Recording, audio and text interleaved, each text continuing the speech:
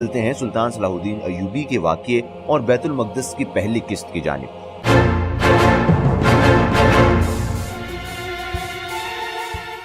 ہر زمانے میں ایک آدمی ایسا بھی ہوتا ہے جس کے ابروئے سیاست کی ایک شکن تاریخ عالم میں زلزلے ڈال دیتی ہے۔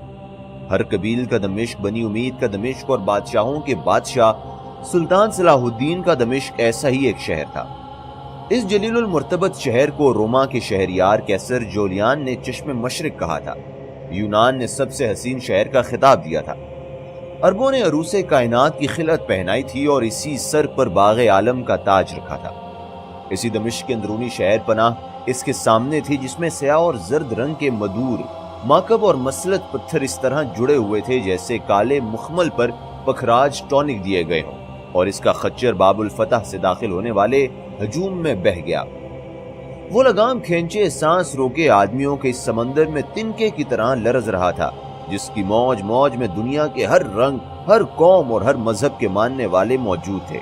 ان میں تاجر تھے جو روئے زمین کی نعمتوں کو دمشق کا بازار دکھلانے لائے تھے، طالب علم تھے جو مدرسہ ایوبی کے جید عالموں کے سامنے زانوئے ادب طے کرنے آئے تھے، سپاہی تھے جو فاتحوں کے فاتح سے اپنی تلواروں کے جوہر کی داد لینے آئے تھے، سفیر تھے جو ملکوں کے بادشاہوں کا نذرانہ عقیدت لائے تھے، اور سیاح تھے جو اپنے عہد کی تاریخ کے سب سے بڑے مرکوز کو سلام کرنے آئے تھے۔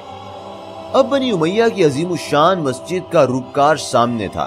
وہ اس کا جاہو جلال دیکھتا ہوا اس کی پشت کے بازار میں آ گیا اور ایک چیختے چلاتے حمام کے سامنے اپنا خچر روک لیا۔ ایک غلام نے لپک کر اس کے ہاتھ سے لگام جھپٹ لی اور وہ سرخ پتھر کے منکش چبوترے کی قالین پر پھیلے ہوئے مالک حمام کے سامنے کھڑا ہو گیا کہ شاید وہ اس سے 42 برس بعد پہچان لے، لیکن مالک کے سپاٹ چہرے اور خالی آنکھوں کو دیکھ کر وہ اندر گھس گیا۔ نہاد ہو کر جب ذرا جی ٹھکانے ہوا تو اس نے چاہا کہ اس کم بخت فضیل سے دھول دھیا کرے اور 42 برس قبل کے ان واقعات کو زندہ کرے جو ہزاروں من یادوں کے نیچے دبے پڑے تھے، لیکن اپنی خفیہ سفارت کی نزاکت کا خیال کر کے بازار اور ناف تک پھیلی ہوئی آمبوس کے صلیب پر اپنا داہنا ہاتھ رکھ کر سیڑھیاں اترا اور شہتوت کی چھاؤں میں بیٹھے نارگیلی پیتے ہوئے غلام سے لگام لے کر خچر پر سوار ہو گیا۔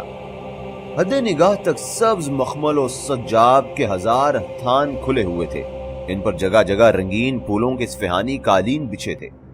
ان پر چلنے کی لذت کا احساس خچر کے علاوہ اس کو بھی ہو رہا تھا۔ کھجوروں کے فلک بوز درختوں کے جھنڈے نکلتے ہی قصر سلطانی کا رکار نظر آیا، جس کے سب سے بلند محراب کے کلس پر وہ زرد پرچم لہرا رہا تھا، جس کے سائے نے مشرق و مغرب کے بڑے بڑے مفرور شہنشاہوں کو سر نگوں دیکھا تھا۔ وہ ایک جھٹکے کے ساتھ سواری سے پھاند پڑا۔ 1000 ترکمانوں کا ذاتی محافظ رسالہ سنہرے ساز وراق سے آراستہ، سفید عربی گھوڑوں پر سوار، سفید حریر کے کفتان اور زرد تربوش پہنے، تلائی کمر بندوں میں مرصع قبضوں کی حلالی تلواریں اور خنجر لگائے کاندھوں پر زرد بیرکیں اٹھائے کھڑا تھا۔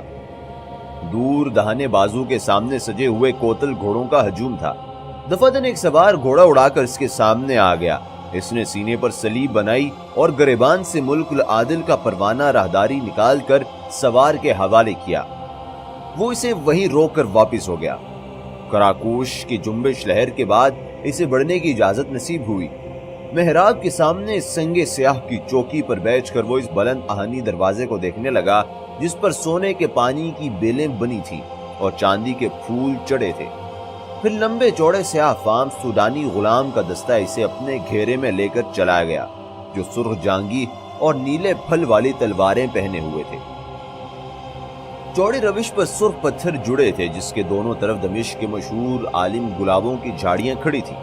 ہر طرف سبزہ بچھا تھا، کہیں کہیں کھجوروں کے درخت، ترنج کے جھنڈ، خوبانی کے گروہ اور تاریخ کے خول سوئے ادب کھڑے تھے اور سرگوشیاں کر رہے تھے۔ ایک طرف کوشکوں میں شکاری چیتوں کی قطار زرد چشم پوش پہنے ریشمی رسیوں میں بندھی کھڑی تھی۔ دوسری طرف مرمری دالانوں میں خاصے کے سپاہی زرد کرتیاں اور سیاہ جامے پہنے کاندھوں پر خاردار گزردے کمرے میں چوڑے چوڑے تیغے باندھے کھڑے تھے۔ ان کے سامنے سبزے پر سنہرے عقابوں اور بازوں اور شکروں کے جوڑے ٹہل رہے تھے۔ یکایک ایک طرف سے سپاہیوں کی قطاریں طلوع ہوئی. اس نے غلاموں کو واپس کر دیا اور اسے اپنی تحویل میں لے لیا. ان کے زرد جیبوں کی آستینوں، گریبانوں اور دامنوں پر چاندی کے تاروں کا کام تھا. چینی اطلس کے زرد اماموں پر شتر مرغ کے پر لگے تھے. کمر میں بالشت بھر جوڑی سونے کی پیٹیاں تھیں اور موٹے موٹے سیاہ ہاتھوں میں چاندی کا وہ عصا پکڑے ہوئے تھے جن کے سروں پر سونے کے ہال چڑھے تھے. سامنے نیزے کے برابر اونچا 80 گز لمبا اور 50 گز چوڑا سنگ سیاہ کا چمکیلا چبوترا تھا جس کے چاروں طرف خوشبودار پانی کی نہر کی گوٹ لگی تھی. چبوترے پر سنگ مرمر کا وسیع حوض تھا جس کے حاشیے پر چینی کنیزوں کے سبک ٹانگوں کی طرح زرد پتھر کے ترشتے ہوئے ستون نصب تھے. ان پر سونے کی مہین قلمکاری جگمگا رہی تھی جیسے ٹانگوں پر روئیں چمک رہی ہوں. ان ستونوں پر کبا رکھا ہوا تھا گویا وہ اس سے متعلق ہو. کبے کے چاروں طرف سنگ مرمر کی جالیوں سے مزین شہ نشینیں تھیں جو سنگ سیاہ کے چبوترے کے آئینے میں اپنی آرائشیں دیکھ رہی تھی.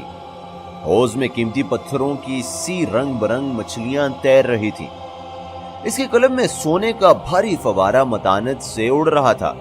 ہر ستون کے سامنے ایک خاص بردار نگی تلوار علم کیے مطلع و مصباح جسموں کی مانند جمع ہوا تھا. کبے پر جانے والے زینے کے کھلے ہوئے چاندی کے دروازے پر کیفا کا مشہور تقی فرما روان انوار الدین زد کفتان اور تربوش پہنے کمر میں صرف ایک جڑاؤ خنجر لگائے حاجب بنا ہوا تھا. پادری نے زمین کو چھوتا ہوا سلام کیا. حاجب بارگاہ نے ابرد کو جنبش دی.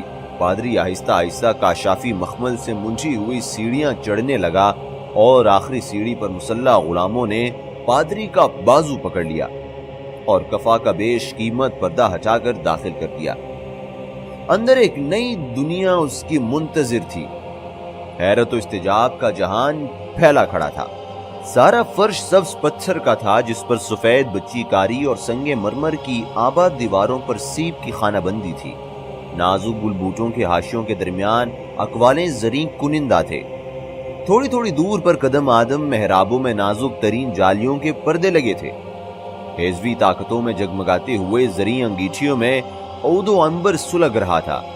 مغربی دیوار کے نیچے سنگ سماک کا تخت بچھا تھا جس کے پارے سونے کے کام سے زرد تھے. چمڑے کے گدے پر شیر کی کھال بچھائے بھاری گاؤ تیکیے سے پشت لگائے بادشاہوں کے بادشاہ نیم دراز تھے. ان کے گھٹنوں پر کشمیری شال پڑی تھی جس سے ان کا سفید پاجامہ جھانک رہا تھا. زرد کفتان کے گریباں اور چوڑی چکلی آستین سے حریر کی صدری کے تکمے اور کف نظر آ رہے تھے. دانے ہاتھ کی انگلی میں وہ انگوٹھی تھی جسے یورپ کے سفیر نور کا پہاڑ کہتے تھے. رخساروں کی ہڈیاں ابھری ہوئی تھیں. دہانہ تنگ ہونٹ پتلے اور دانت سفید تھے. کشادہ پیشانی کے وسط سے اونچی ناک کی جڑ کے پاس تک زخم کا وہ نشان تھا جسے سلطان اعظم نے حطین کی لڑائی میں قبول کیا تھا اور جس پر بالوں کی ایک سفید لٹ سجدہ کر رہی تھی. سیاہ گھنے دور دور بیٹھے ابروؤں کے نیچے بے پناہ آنکھیں اس بڑھاپے میں بھی زندگی کے منصوبوں اور عزائم کی آگ سے دہل رہی تھی.